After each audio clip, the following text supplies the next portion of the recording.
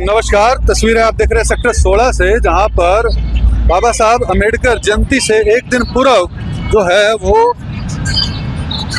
एक प्रोग्राम आयोजित किया गया है। 16 सेक्टर के अंदर ये प्रोग्राम जो है वो चल रहा है। एक भव्य जो है वो शोभा यात्रा भी जो है वो निकाली जाएगी। आप तस्वीरें देख रहे हैं कि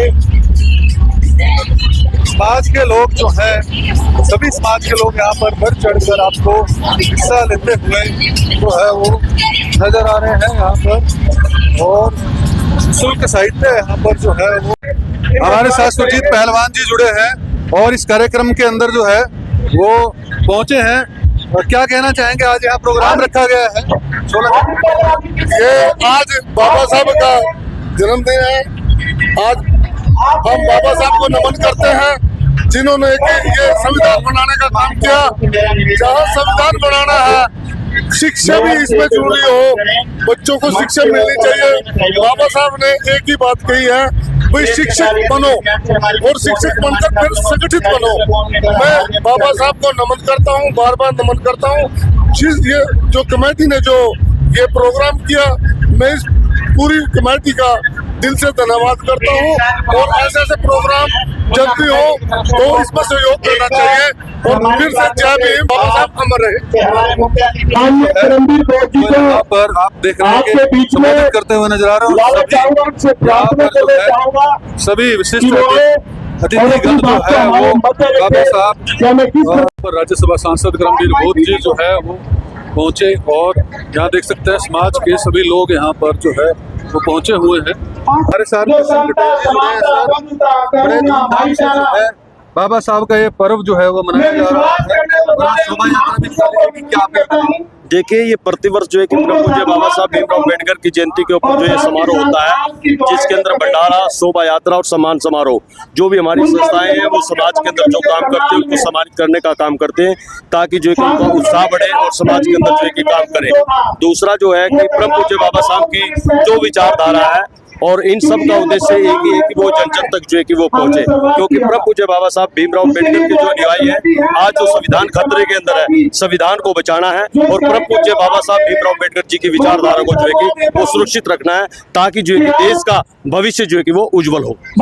समाज को एकजुट भी रहना चाहिए, सभी समाज को एक साथ समान अधिकार भी मिलने चाहिए। हाँ, परम पूज्य बाबा साहब भीमराव अम्बेडकर जी ने समाज को 3 कैटेगरी के अंदर बांटा है, सामान्य, पिछड़ा और अनुसूचित जाति। हम सब अनुसूचित जाति के लोग हैं और जो बाबा साहब के द्वारा अधिकार हम लोगों को दिए गए हैं, हम उनके ऊपर अडिग है, उनको प्राप्त करने के लिए हमारा प्रयास जो है कि वो जारी है।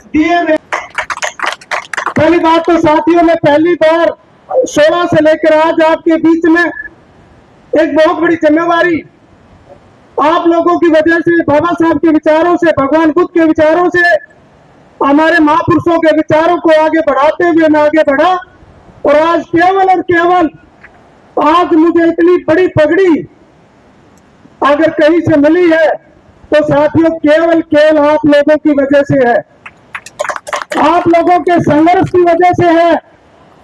बाबा साहब और भगवान बुद्ध और हमारे महापुरुषों की विचारधारा की वजह से मुझे आज उस बड़े पार्लियामेंट में बोलने का अधिकार माननीय जननायक राहुल गांधी जी ने दिया है। मैं आभार प्रकट करता हूं पूरे उन लोगों का कि मेरे जैसा एक गरीब आदमी, मेरे जैसा एक संघर्षशील आदमी, एक गांव में पढ़ने वाले आदमी ने एक मजदूर के बेटे को इतने बड़े लेवल पर पहुंचाया गया है। साथियों, ये कोई बात छोटी नहीं, ये करिश्मा है और कम से कम आत्मा अजूबा है। और उस भाई को ये पगड़ी बनाई गई है जो ना डरने वाला है, ना दबने वाला है, ना झुकने वाला है।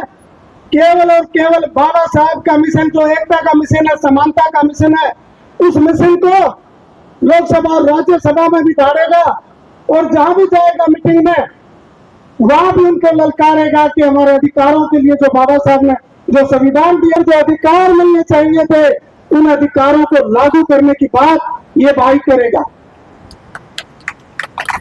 आप लोगों ने देखा होगा कि देश में किस प्रकार से अराजकता का माहौल हो रहा है, किस प्रकार से धर्म की राजनीति हो रही है, किस प्रकार से धन बल और ईडी और सीबीआई का सहारा लेकर इस देश में अराजकता का माहौल बनाया जा रहा है। लेकिन उसको आपने सावधानी से देखना होगा। आज छोटे छोटे लालच देकर समाज के अंदर फूट डाली जा रही है। आज आपके अधिकारों का हनन हो रहा है। अगर मैं ये कहूं कि जो बात आप लोगों को अधिकार मिलने चाहिए थे साथियों, उन अधिकारों के ऊपर कुठाराघात किया जा रहा है। अगर आप देखेंगे आरक्षण का मामला, जो आरक्षण आप लोगों को मिलता था, आज लगभग जो भारतीय संविधान जो पद अधिकार देते हैं वो खत्म किया जा रहा है। आज बेरोजगारी चरम सीमा पर है, आज महंगाई चरम सीमा पर है, आज आप लोगों को आपस में लड़ाया जा रहा है। इन सब बातों के ऊपर आपने ध्यान देना पड़ेगा, और वो ध्यान कब होगा? तब हम आपस में सामूहिक रूप से एक प्लेटफॉर्म पर आकर एक एकता का परिचय दोगे। पार्टी और किसी भी चीज से ऊपर उठकर आपने बात करनी होगी।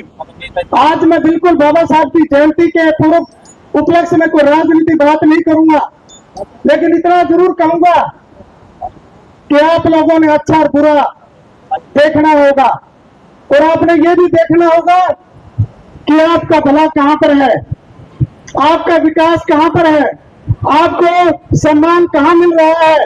ये चीज अगर नहीं देखी साथियों तो आप बहुत पीछे चले जाओगे। आज आप देखते होंगे कि जो सरकारी स्कूल हैं उनको लगातार बंद किया जा रहा है, प्राइवेट स्कूलों को काफी प्रमोट किया जा रहा है। आज पूरे देश में 2-2.5 लाख स्कूल, सरकारी स्कूल बंद कर दिए गए हैं।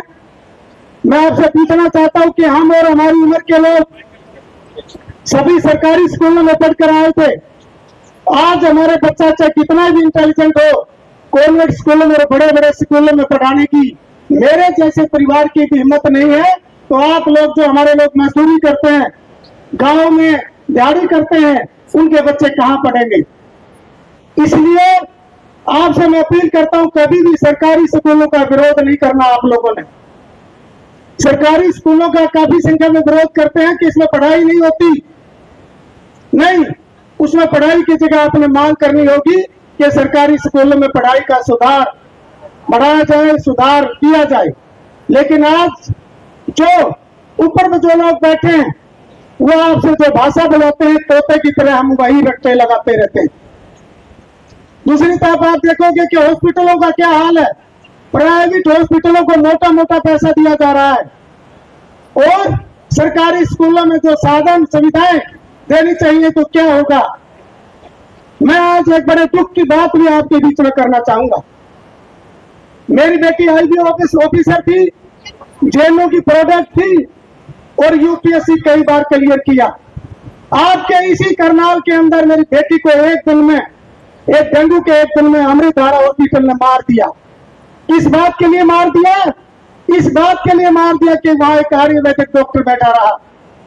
और साथियों, मैं आज बड़ी जिम्मेवारी के साथ कहता हूं, जितने भी प्राइवेट हॉस्पिटल है, खासकर अमृतधारा जैसे हॉस्पिटल, जानबूझकर लोगों के टेस्ट खराब करके और उनको मारने तक लेके जाते हैं।